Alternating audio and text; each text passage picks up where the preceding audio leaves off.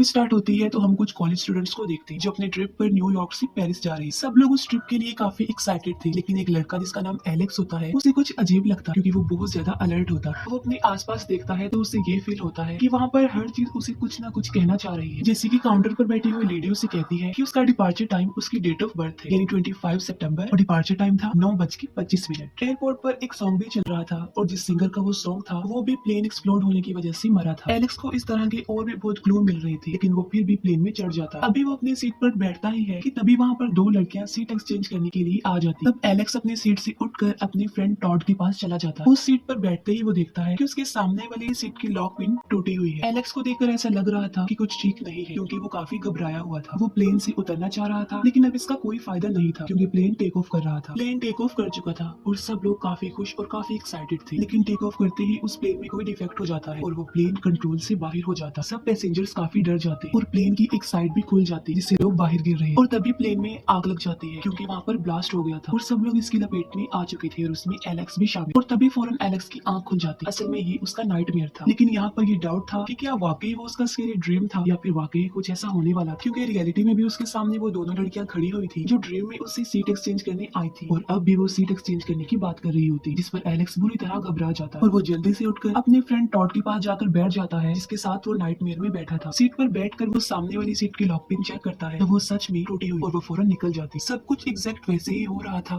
जैसे उसने अपने नाइटमेयर में देखा था, यानी वो उसका कोई भी नाइटमेयर नहीं बल्कि वो इस बात को इंडिकेट कर रहा था कि एलेक्स ने फ्यूचर देख लिया कि नेक्स्ट उनके साथ क्या होने वाला है। ये ह्यूमन नेचर में भी शामिल होता है। जैसे समटाइम हम ये कहते हैं कि ऐसा जो हुआ है हमने पहले देखा हुआ था। एलेक्स जो कि काफी घबराया हुआ था, उसे कुछ भी समझ नहीं आ रही थी कि अब क्या किया जाए। वो चिल्लाते हुए कहता है कि ये प्लेन एक्सप्लोड होने वाला है। उसकी बात सुनकर बाकी पैसेंजर्स भी काफी डर जाते हैं और उसका क्लास फेलो कार्टर उससे लड़ने लगता है जिससे उन दोनों को प्लेन से उतार दिया जाता और उसके साथ उनकी बाकी क्लास फेलोज और फ्रेंड्स भी उतर जाते हैं। एलेक्स उन सबको बताता है कि उसने प्लेन को एक्सप्लोड होते हुए देखा था जो कि बिल्कुल रियल था। उसकी बातें सुनकर कार्टर फिर से उससे लड़ने लगता है और उन दोनों में हाथापाई हो जाती। प्लेन भी टेक ऑफ कर चुका था, लेकिन अब जो होने वाला था वो अनबिलीवेबल, क्योंकि यहाँ पर एलेक्स की बात सच हो जाती है। प्लेन टेक ऑफ करते ही क्रैश हो जाता है और बहुत बड़ा ब्लास्ट होता है। वो सब लोग एलेक्स को काफी हैरानगी वाली निगाहों से देख रहे हैं और अब उन्हें एलेक्स से डर भी लगने लगा। एलेक्स के फ्रेंड टॉड का भाई भी उसी प्लेन में था। अब क्योंकि वो सब लोग सर्वाइवर थे तो दो डिटेक्टिव्स उनसे पूछताछ करने के लिए वहाँ पर आते, लेकिन उन्हें एलेक्स पर ही शक था क्योंकि प्लेन टेक ऑफ करने से पहले एलेक्स ने इस बात की प्रेडिक्शन दे दी थी कि वो ब्लास्ट हो जाए और ऐसा ही हुआ था। लेकिन वो डिटेक्टिव्स उसे अरेस्ट नहीं कर सकते थे क्योंकि उन लोगों के पास उसके खिलाफ कोई सबूत नहीं। तभी उन सबके पेरेंट्स आकर उन्हें वहाँ से ले जाते हैं। उस एक्सीडेंट के 39 डेज बाद कॉलेज में एक मेमोरियल रखा जाता क्योंकि उस एक्सीडेंट में 39 लोग मारे गए। उस मेमोरियल में सब स्टूडेंट्स के साथ उनके पेरेंट्स भी आए थे। टॉड का फादर एलेक्स को काफी अजीबोगरीब और गुस्से वाली निगाहों से देख रहा था क्योंकि वो अपने बेटे की मौत का रिस्पॉन्सिबल उसे ही समझ रहा था, लेकिन टॉड को पता था कि इसमें एलेक्स का कोई कसूर नहीं है और इसी वजह से उन दोनों का मिलना भी बंद। एक सर्वाइवर टीचर भी एलेक्स से काफी नाराज होती है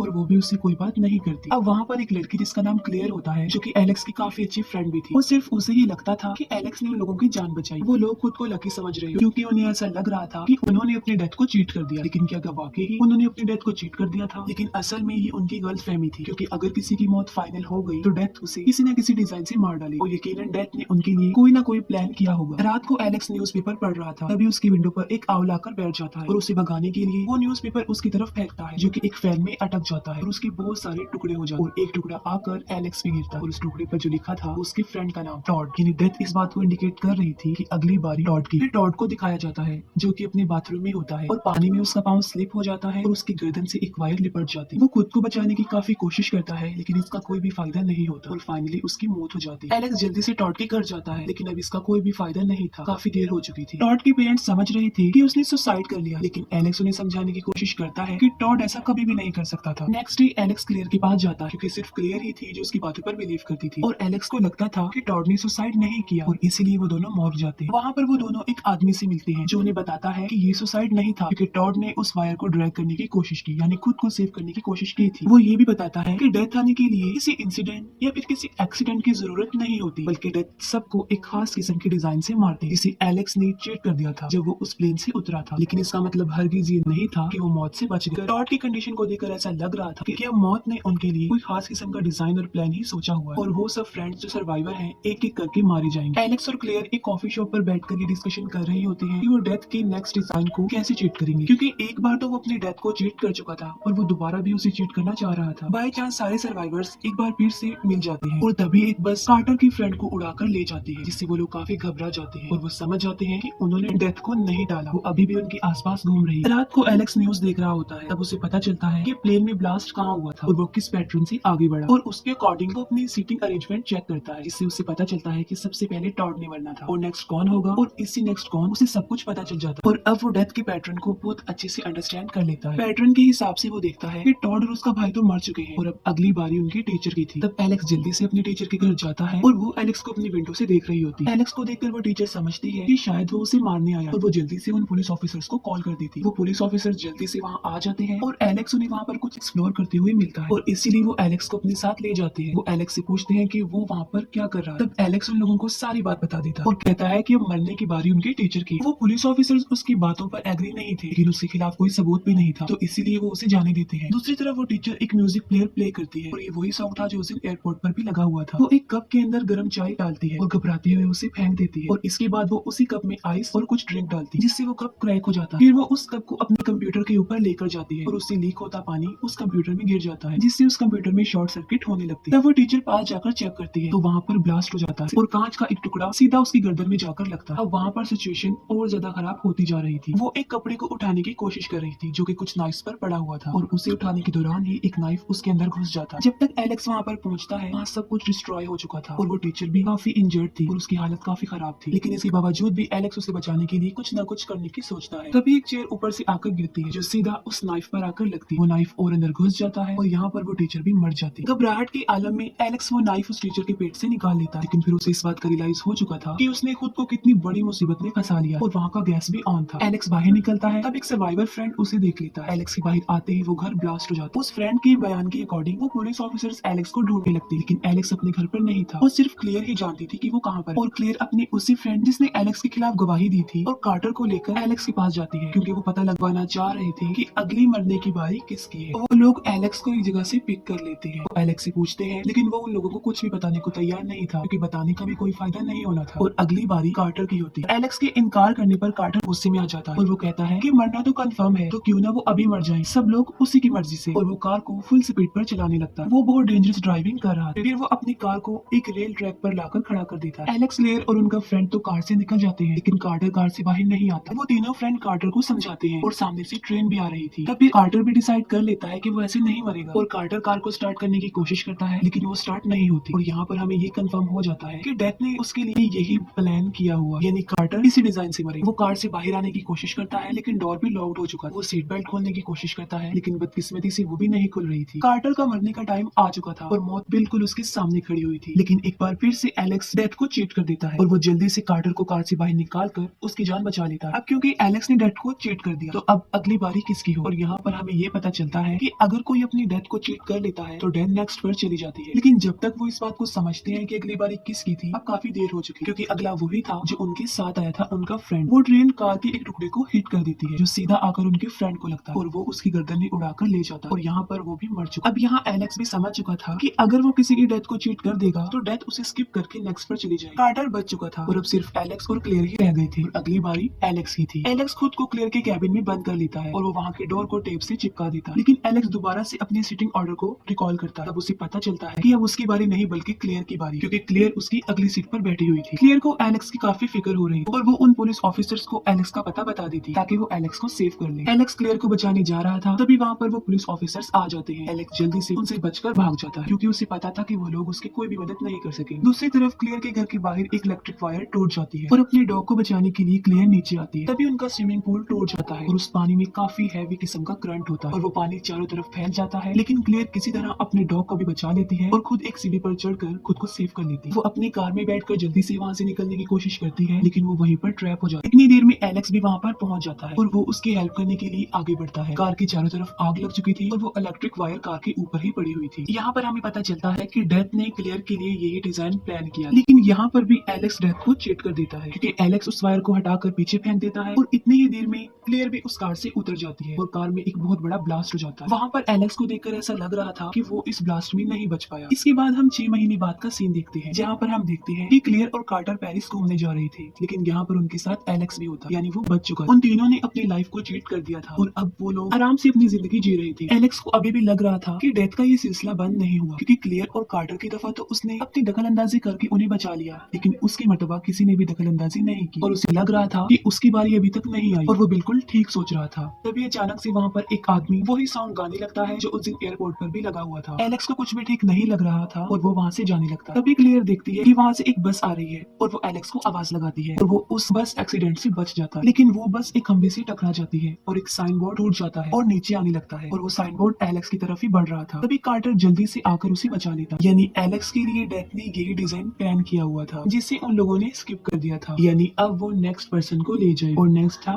कार्टर। लेकिन यहाँ पर वो साइन बोर्ड कार्टर की तरफ आते हुए दिखाई देता है, लेकिन हमें यहाँ पर ये पता नहीं होता कि कार्टर मर गया है या जिंदा बचा है। ये हम इसकी नेक्स्ट पार्ट में देखेंगे और ये पार्ट यहीं पर एंड हो जाता है।